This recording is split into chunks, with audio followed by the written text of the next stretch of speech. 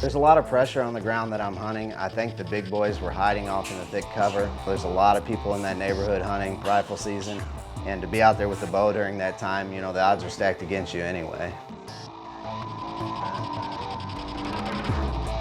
It wasn't long I seen the white throat patch of this buck through the trees. He'd get to a tree row and he'd stop, and he'd wait forever, and then he'd go to the next one and he'd stop. And I stood there with my bow at full draw, waiting and waiting for him to come out.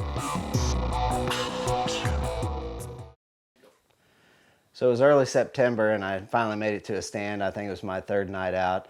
I'd bumped a buck on the way in, but went ahead and hunted this spot because I didn't have a lot of time. Well, I finally made it to the stand. I'm sweating to death. It's really humid. There's a storm moving in. It's clouding up real bad.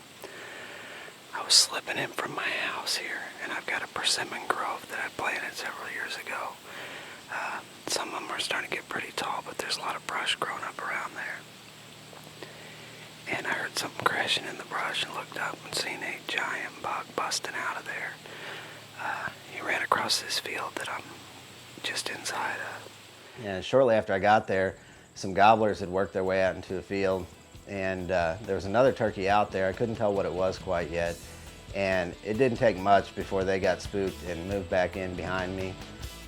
The other one stayed out there. I finally heard the others fly up to roost, and it kept getting closer and closer to dark, and I thought eventually this turkey's gonna realize it's too late and he needs to be up in a tree, and I was hoping he'd take the shortcut of that logging road to go past me, and sure enough he did.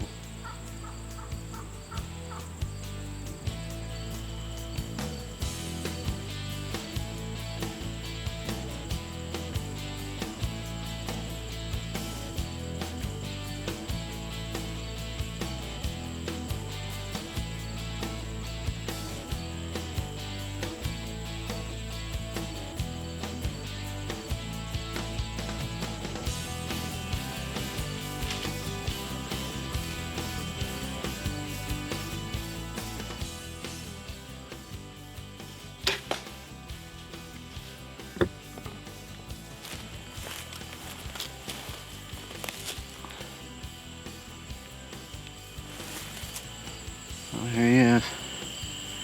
Probably this year's Jake. He's got really white feet and about, I don't know, ½ inch, ¾ inch spurs. This one's starting getting close to dark. He waited around too long in the field, and I think he was going to take this road as a shortcut. And I drew on him while he was walking down the road. I just dropped him right in his tracks.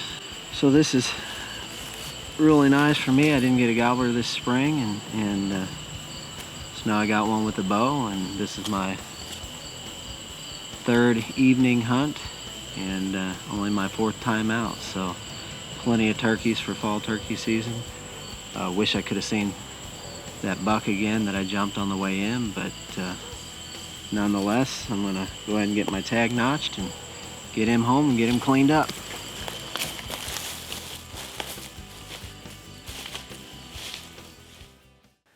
So I hadn't had a lot of luck since that turkey, and October 8th I went back out. The landowner had requested that I take some does off the property before I take a buck, and I was happy to do so. So anyway, it's about 3:40 in the afternoon. I'm gonna slip on down there as quiet as possible and get settled up on that little food plot and see if we can't make something happen. I'm still trying to fill that doe tag. The landowner wants me to take a doe before I take a buck, so see what happens. Stick around, you're watching Buckmen TV.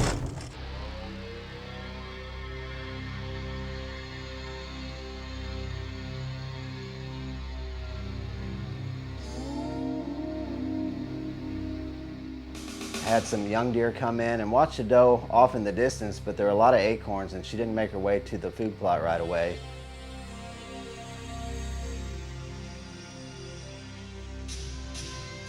There's a doe slipping up the trail that I came in on, but my wind is blowing right to her. I just checked it. See, she may still come in here, but at least they're on their feet, so I better get ready. Eventually, she worked her way in there and made a nice shot on her and recovered her shortly after.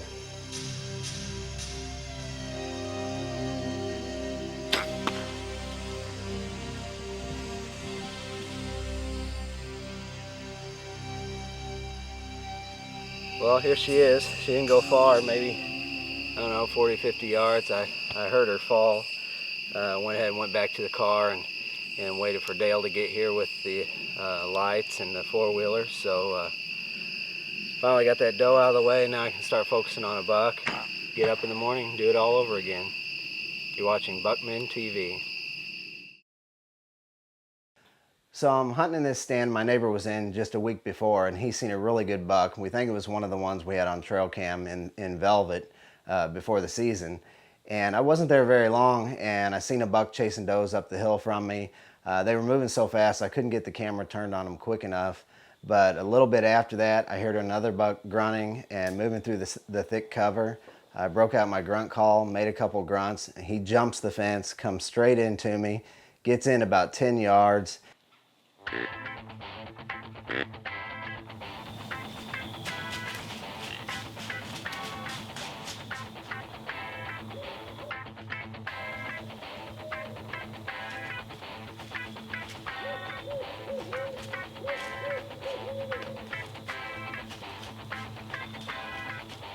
And it was really nice. What would have been an 8-pointer, but really short brow tines. He hung around there forever and then worked his way down the trail to a scrape and started working that scrape before he moved on.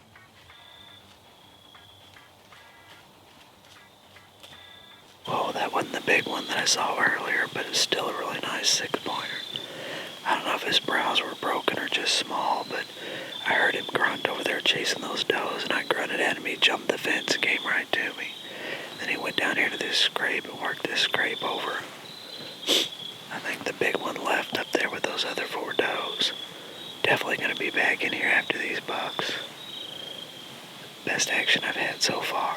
Stick around, you're watching Buckmen TV. This was a sure sign to me that the rut was starting to kick in hot and heavy, and I couldn't wait to see what the days to come would bring.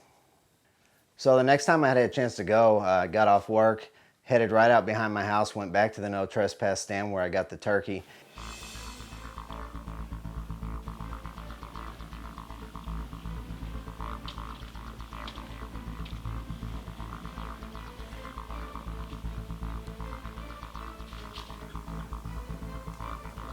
I'm not sure what he saw. It was a little 6-pointer, I think.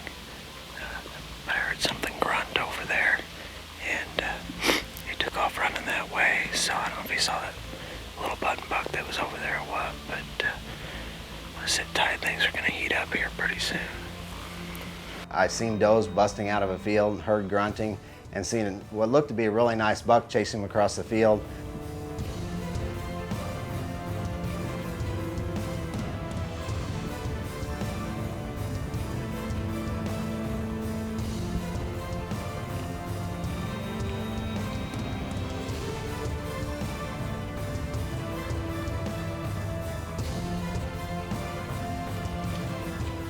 I barely got footage of him. He cut back into the thick stuff and I never saw him again.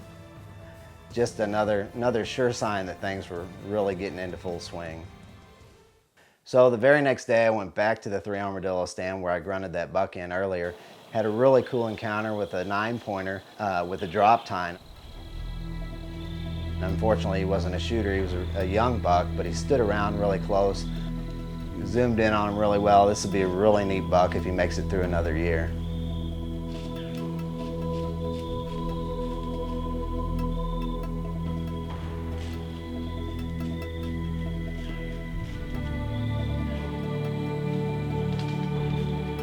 What a cool buck. I think he had 9 points altogether. That drop tine down, coming down over his eye. Not big enough for this early in the season, but I'd happily shoot him during rifle season with my bow. I'm not that picky. So November 4th, I go back to the 3 Armadillo stand. Had another encounter with the drop tine 9-pointer. Not near as close. He was on the move. He was hot after does. Just another sure sign that things were going strong.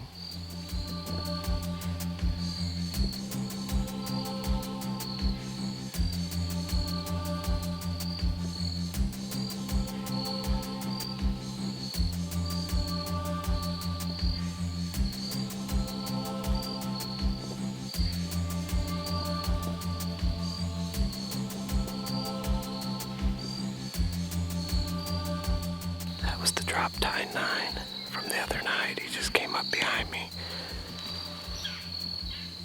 They got down here to the creek where that other little fawn came. And then he stopped when he got about downwind, and now he's turned around and going back the other way. He had his mouth hanging open like he'd been chasing or at least cruising, so hopefully there's some big ones up on their feet. We'll see. Well, here we are. It's November 6th. Rained all night last night, and we got a cold front coming in with a northwest wind. I'm in probably my highest risk set for bumping deer, but with the wind and the rain from last night, I was able to sneak in here and I didn't bump anything. I'm in a nice cedar thicket. Deer use this to travel back and forth. I think bucks come through here traveling for does. There's a lot of scrapes here that I think they may want to come freshen up after this rain. So we're going to sit here most of the morning and see what happens.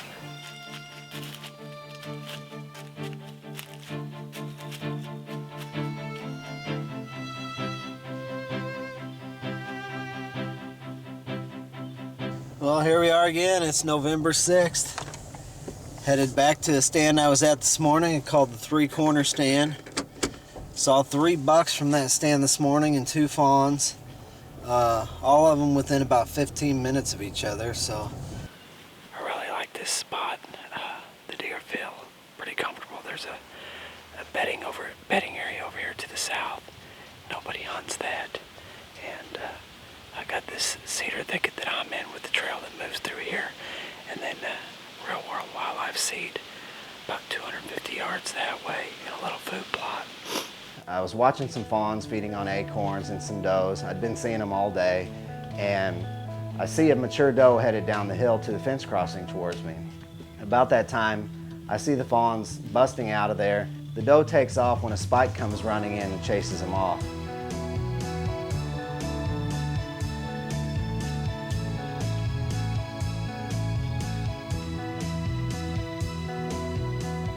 Just shortly after that, when that doe left, I saw a nice buck following the trail behind her, caught a glimpse of him moving through the cedars. I can't help but think if that spike hadn't run that doe off, she would have came right down to that crossing and he would have been right behind her, but unfortunately, it wasn't his time.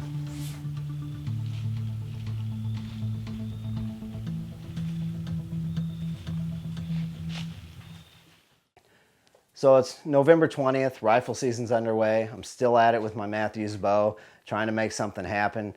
I've been spending a lot of hours in the stand and just didn't have the right buck in front of me. Opening morning, I seen 11 different deer, but none of them I was ready to shoot. I got permission to go to a property that nobody had hunted all year yet. The landowner said I could go in there. I hunted over a small pond that they built up in the woods. I heard a deer moving in behind me, and this small buck comes in and starts drinking out of a mud puddle. And it wasn't long after that, a nice little buck comes in, works his way along that pond, and then moves off into the thick stuff.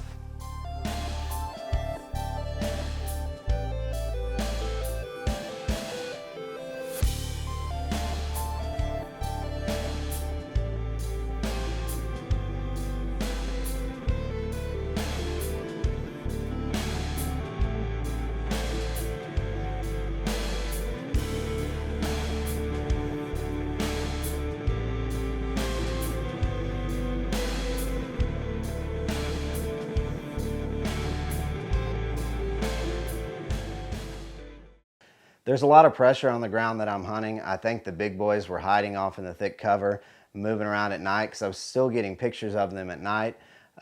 Just wasn't seeing a lot of daytime activity. And you know, there's a lot of people in that neighborhood hunting rifle season. And to be out there with the bow during that time, you know, the odds are stacked against you anyway. Well, I finally found this stand. This is the first time I've been in it. It's really kind of set up more for a left-handed shooter sitting down. Which makes sense. The guy that put it up is left-handed. Here we are. Might as well enjoy it. You're watching Buckman TV. See if we can't make this happen tonight on the last night of season.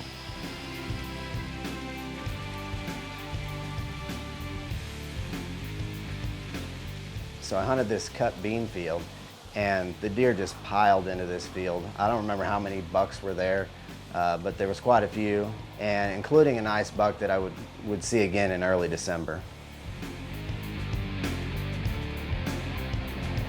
Rifle season's winding down. I've been hunting the same stands over and over again. I just wanted to change the scenery. So December 5th, I head back to the stand where I killed the drop tine buck.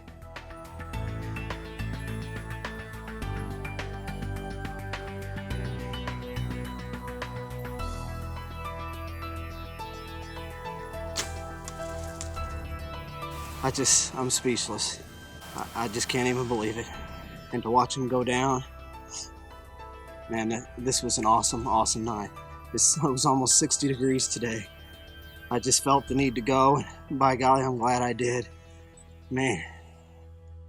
Hadn't been there in 5 years. It's a CRP ground with trees planted in it. You can obviously see the height of the trees has changed in the last 5 years. You couldn't see nearly as far across the field as you could previously. I wasn't there long though, and some gobblers started working out of the trees, and I thought they were going to come in for a shot, but they finally moved to the thick cover behind me, worked into that cut beam field, and I heard these owls hooting. And back with the drop tine buck in the daylight, I heard owls hooting, and I thought maybe this is a sign. Tonight's a night, something's gonna happen. These owls are hooting in the daylight. Not that they don't any other time, but this time, you know, I thought maybe this was a sign. And I did a little bit of soft rattling and some grunting, and it wasn't long I seen the white throat patch of this buck through the trees. And I could see antlers moving when he would turn his head, but all I could see was that throat patch really clear. He's slowly working his way to me. I can't tell if he's going to cut out into the opening and work these scrapes out in front of me. There's one about 15 yards in front of me. It looked fresh. I thought maybe he was going to go to that, but he just eased from tree row to tree row. He'd get to a tree row and he'd stop, and he'd wait forever, and then he'd go to the next one and he'd stop. When I finally thought he was going to come out, I drew my bow, and then he froze. And I stood there with my bow at full draw, waiting and waiting for him to come out. I thought he was going to turn there again, and he did, and he took a step out.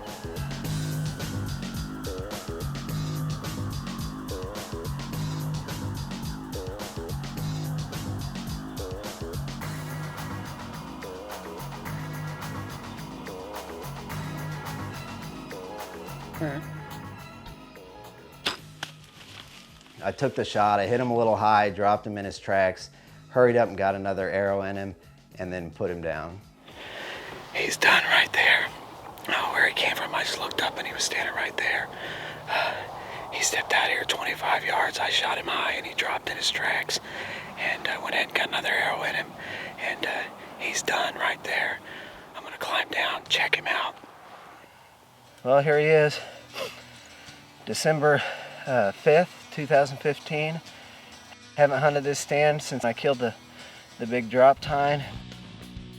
And I just got done doing some grunting, and I looked up and I saw him staring over towards me. And so I just waited him out, and he come walking in right here at 24 yards. I don't know if he dropped the string or what, but I hit him in the spine and dropped him in his tracks and put another arrow in him, and that's all she wrote. So, man, after 180 plus hours in the stand this year, and for this area, I'm tickled to death to get him. So this was a really long season for me. I put in over 180 hours in the stand, and it took me that long to get this deer.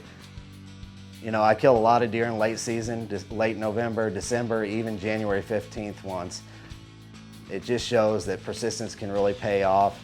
You stay out there, rifle season's over, a lot of the hunters have given up, packed their things away. I'll stay out there till the very end and do whatever it takes to make it happen.